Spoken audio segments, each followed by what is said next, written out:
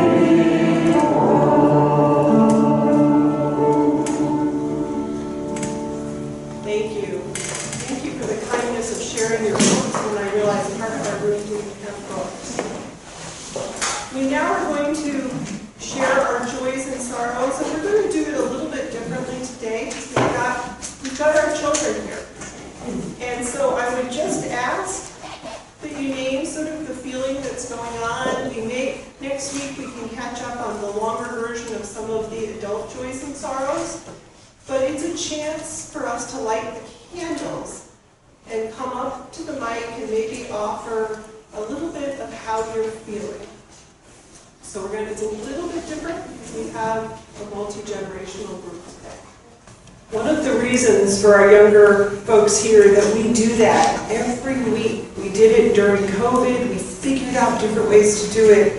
Is that helps us know that everybody's going through a lot of different things. And so now we just take a moment really quietly and look at those candles, and then think of not only the ones that were lit, but the ones that people didn't lit, because everybody here has something going on in their lives. So we're just going to take a moment of quiet and look at those.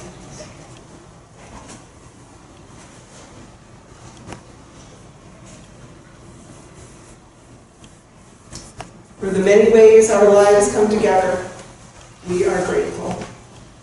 The other thing we do every week, we took a little break, is we collect money to support the church. So the morning offering Todd is our usher. You'll see usher was blank too. If you could do what Todd's doing, which is to keep an eye on the back doors and collect money, let us know which Sundays you can do that. That would be great. So our morning offering will now be gratefully received, and our choir.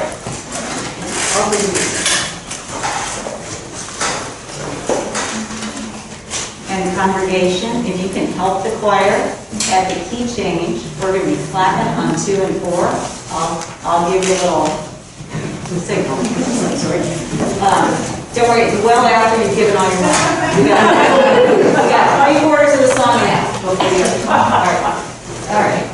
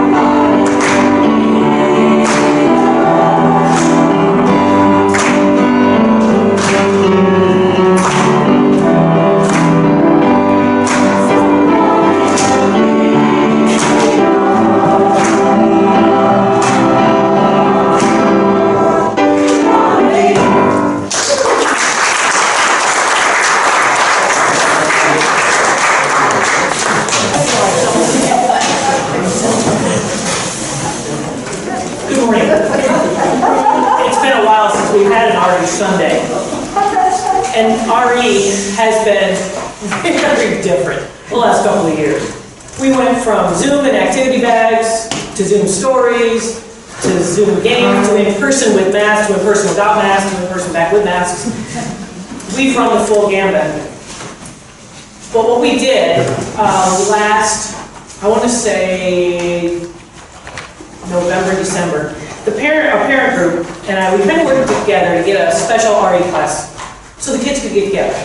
We were going to meet one Friday a month, one Sunday. We were going to make it extra long, 2 hours, and we were going to work on the UUFE principles. Kind of bring us all back together.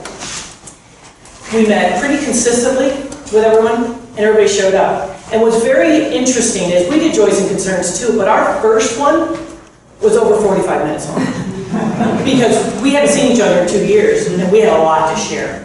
A lot of changes, a lot of really cool stuff was happening, and honestly, it was herding cats for the first part of RE. But as I stated in our title, kindness, acceptance seemed to be that thread that we hit every time we talked about the principles. So I'm just going to briefly review the principles as we did them. One, kind of give you guys an update, so in case you're not sure of them. And two, to let you know what we did for each one. Because we spent 2 hours, at least, going through a principle or two, with activities, games, a lot of talking, a lot of laughing, and a lot of just fun. So principle one, for us, is that each and every person is important. And we talked about who is it that we accept in this room? Who is it we accept in this fellowship? And I will tell you, our kids can name every single group out there. I don't think we missed anyone but maybe the canines and felines. We are great. We accept all, we love all. We don't like all our friends all the time, but it's not because of who they are. It might be because of how they act. I can't think of a minority we did not name.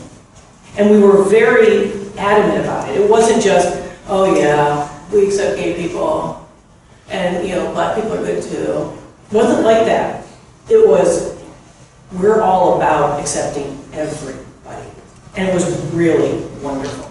The only group of people we weren't overly fond of was those that were not kind. And we talked about, how do we do this all day at recess? How are we always kind? And it's hard. We admitted it's very hard. Now it takes us to principle two, about treating people fairly and kindly. And here we discussed the idea of fair versus equal. So I took a piece of tape, and I put it on the wall. And I said, you can't leave RE today until you can touch the tape. So I went out and I touched the tape fine. Everybody else was thinking, we're never going to go. But what we figured out was, if that was the goal, how can everybody reach that fairly? So we did chairs, we did what we needed to, and everybody could touch the tape. We talked about glasses, hearing aids. We talked about everything that someone might need so that everyone could reach the same goal that made it fair. And that was a really powerful discussion that we had about being fair versus being equal, because we're not all equal. And we talked about our differences. Principle three was that we should accept one another and keep on learning together. We made brain hats. And we put them on our head. Some people's were very brightly colored, and very different colored. But on those hats, it told them what part of the brain did what we do, think, feel, and all those different activities that occur within us. It was a riot. And I'm going to throw a shout out. She's not here today, but Soraya, thank goodness. Soraya's a 6th grader, Hampshire. She was my assistant. She put them almost all of them together because we were cutting things that we shouldn't have been cutting, and it was nice. But everyone has a brain hat. So I guess we're a little smarter. Principle 4 gets a little trickier and a little deeper. And that is that each person must be free to search what is true and right in life. And we talked about rules and laws. And the hard part here, and I'm going to go to my middle school-ness, is to search for what is right and true on the internet is hard. We need to help our kids get through some of the mess to get to the truth. And that's hard. And that was a hard one for us to talk about because they're all about, of course it's true. But the kids that I had, ages 3rd grade through 6, they're at that right and wrong stage. It's either right or it's wrong. So to search a little bit beyond to make sure it's true is hard. The other thing we talked about in this one was trust. How do you trust someone? How to forgive someone who's betrayed your trust? Again, it's a tough principle. Principle 5 is about voting, that we should vote for things that concern us. Now, interesting about this, I threw ice cream out there, and all of a sudden, it didn't come down to what flavor, it came down to lactose intolerant. And I'm like, what? He said, we need another voting option. And I'm like, oh, okay. I have to say, I've never run into that before. It's usually chocolate or vanilla, and then it's like, is there going to be any sorbet? And I'm like, oh. Because I have lactose, I'm like, okay. So, which reminds us that we need to look at facts. What are the facts about our choices? And so we talked about that. Voting is so important, but also knowing the facts behind a candidate or behind whether or not your ice cream is with or without dairy product. Principle 6 was working for a peaceful, fair, and free world.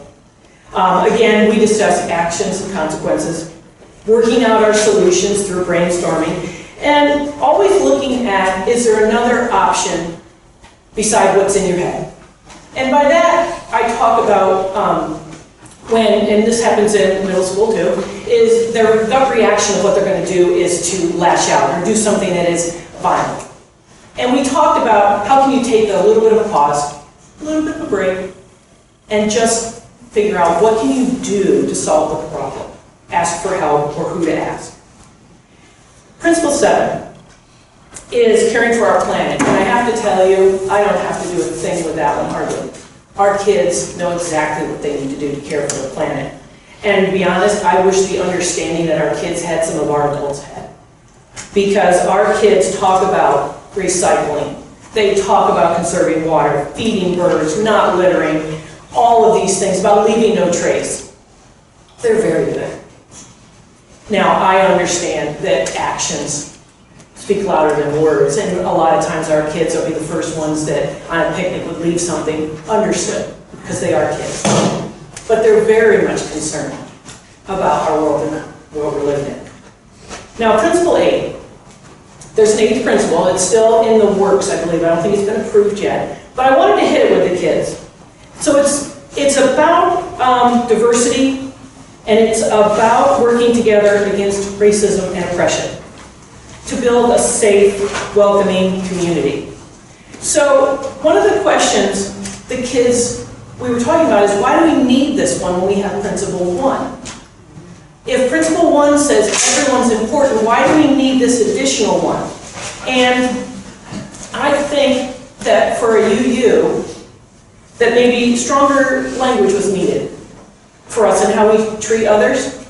But the other thing I told them was the story that was told to me, and that was about the fire. If there's a fire in your neighborhood, and the fire engines are coming to put out the fire, they don't spray all the houses. They only spray the one that's on fire. So right now, we have to take care of the house that's on fire. And right now, it is the racism that we seem to face daily in our lives. So that's why it's not that all lives are important. It's not the one that's on fire right now. So as you can see, throughout all our discussions and lessons, being kind, accepting others, we talk about almost every single time. And it was kindness of the earth, kindness of people, kindness of animals, kindness, which is kind of my theme anyway. Acceptance was kind of a new thing for us as a thread, but I didn't have it. It was like preaching to the choir for kids from UU. Now, this last part is a play, and the kids are going to talk about a young child named Kumba. Kumba learns how to be kind and do the right things a little bit later on into the story. So I'm going to let the kids take over now and kind of get them organized.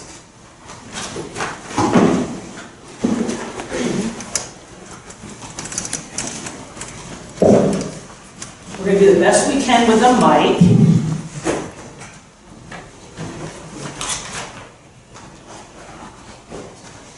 Liz, can you tip the screen camera down so that it points and you can see?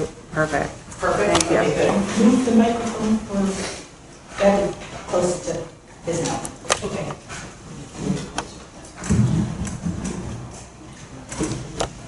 I'm gonna take your mask off.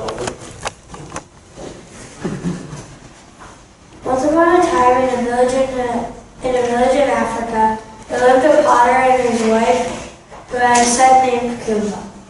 Now Kumba was a troublesome boy, and the older he got, the more troublesome he became.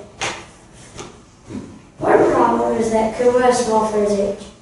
When he plays with the other children, he can't do many of the things they do. He is often beaten at games and his playmates tease him. So I play alone and feel afraid of everyone.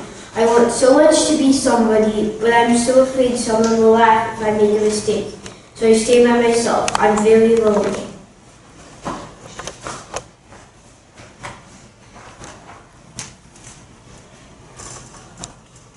The mother said, Kumba doesn't dig in the garden or try to make bowls and vases out of clay like his father does. He spends his time wandering around alone. I dream that one day I'll be wise and great, but I'm too afraid to learn how. The younger people in the village tell my parents, too bad about Kumba. Maybe you'll have another baby who will grow up better. My parents are so worried about me. One evening, in a gloomy mood, Kumba wandered into the woods alone. The sun is hanging low in the sky. He comes to the hillside with the clearing beyond. He sits down and covers his face with his hands, discouraged enough to cry. The lion said, "What are you doing here?" I'm feeling miserable. I wish so much to be wise and great, but I don't know whether I'm very right or whether I'm foolish. And the lion said, "Is that all you're thinking about?" Yes, I think about it night and day. Then you are foolish. Wise people think about others, not just themselves.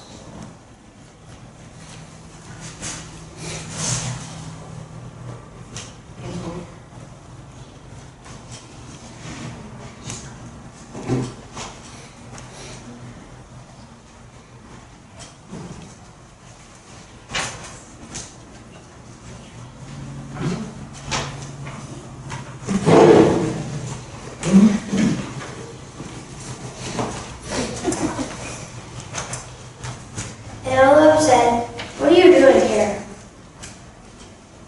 My mother cooks me 2 meals a day and I eat them.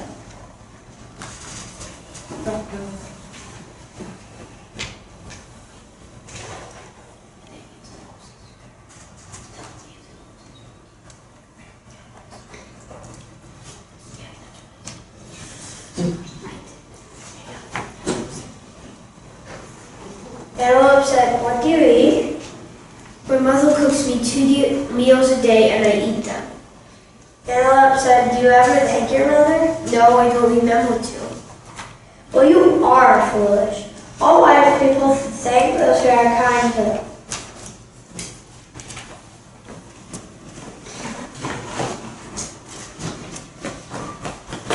What are you doing here? What are you doing here? I'm feeling miserable. I wish so much to be wise and great, but I don't know whether I'm really right or whether I'm foolish. Did you ever kill them like you? No, I don't think so, and I don't care. I don't like them either. They are mean to me. Then you are foolish. Don't you know that all children are risking their ways with, and that all wise people do things with others?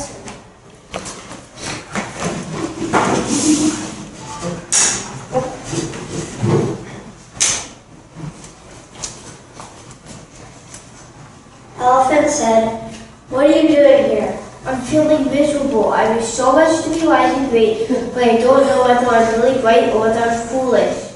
Elephant said, "Do you help others?" No, I never help anyone. Well, you are foolish. All wise people help others. I'm so miserable I could cry.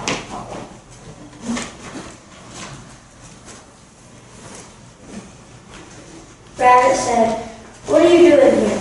I'm feeling miserable. I wish so much to be wise and great, and all the other animals have told me I'm foolish. Which animal said you were foolish?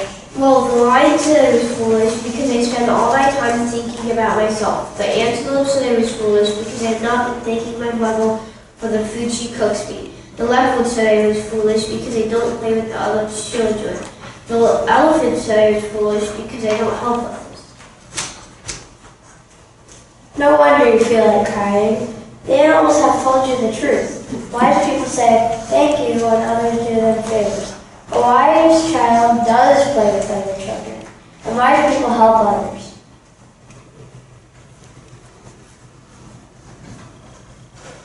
Goomba was silent for a long time. He slept in the woods that night near the rabbit's hole. But first he began to think more courageously about himself. When morning came, Goomba decided that he had been foolish, but he was not going to be a fool any longer. I went back to my village and said good morning to my mother. I hoped to dig yams in the field. In the afternoon, he molded bowls from clay.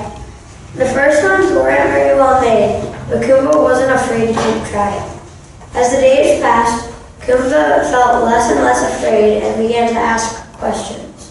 I learned how to make the dyes for the paint, and to find the correct plants in the wood to boil to make the dyes. Goomba grew up to be a man.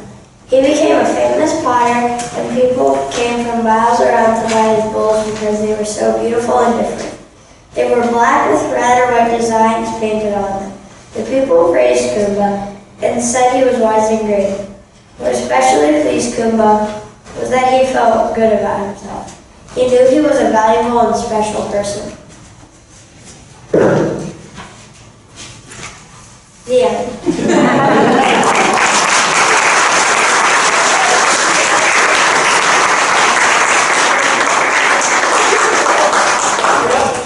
If my kids could come up with their masks, that would be great. Come on up, guys. Can I have a picture? Cora, Anna Woods, Tessa Harton, Luke Frederick, Lyndon Cranwell, and Evan Drosden are our actors today. Nice job.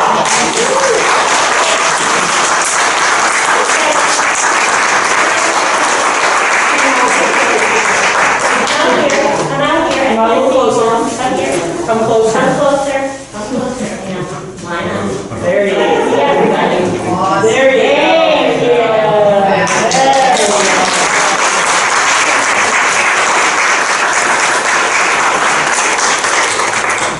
Good job. That's Okay, you're done, sit back down. Usually at the end, I don't do a whole lot of talking because I thought the play did a really nice job, but we practiced twice. We haven't had these guys as readers before in a long time, and they did a wonderful job because they were all so tiny when we went into COVID, went into lockdown. We didn't have readers really. So now we have readers, and I'm hoping we can still meet on Fridays once a month. That'd be kind of fun with them. Another big thank you to Gabriella. Gabriella usually runs our playroom. She's not here today either, but Gabriella is a godsend to have in the playroom as to support the RE program. So wonderful job, thank you, and we'll look forward to next year for our next RE.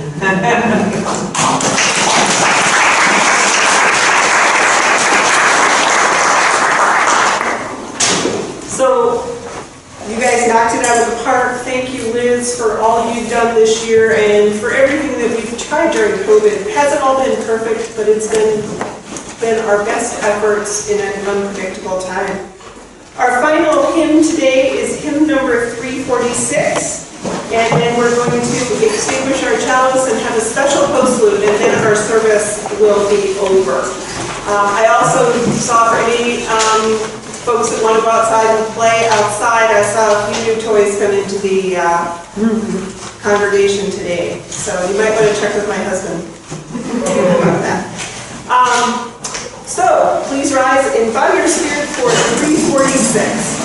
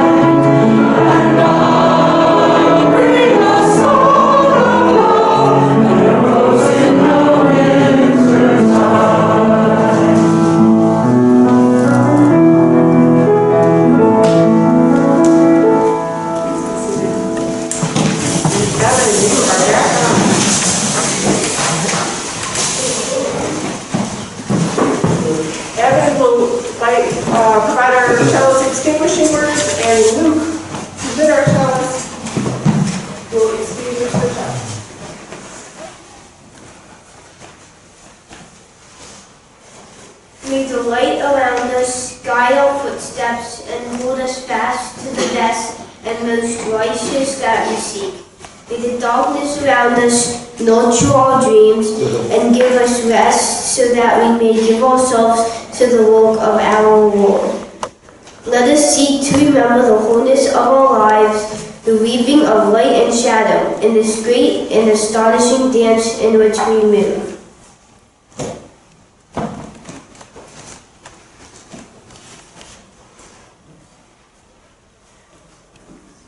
Thank you, Evan, for selecting our readings as well as reading them. And now our postlude. Apologies in advance.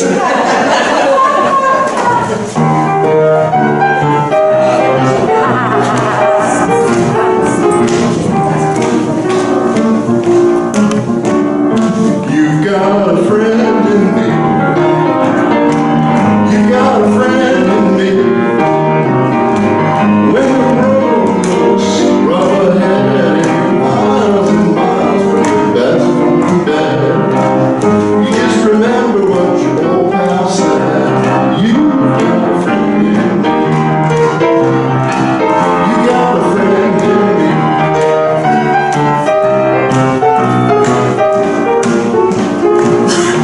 Got a friend in me.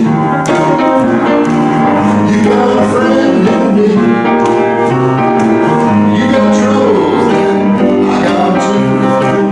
There isn't anything I wouldn't do for you. If we can stick together, we can see it through. 'Cause you got a friend in me. You got a friend in me. Now some other folks might be a little bit smarter than I am, bigger and stronger too. But some of them will never love you the way I do. Just me and you, as the years go by, friendship will never die. You're gonna see it's our destiny. You got a friend in me. You got a friend in me.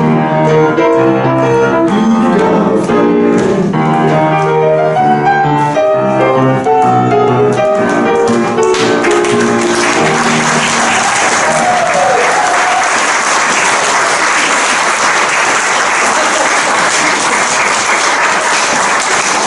And that image, social element outside today, we're trying to keep this inside, so go out, say hi to your friends, and have a great week, everyone.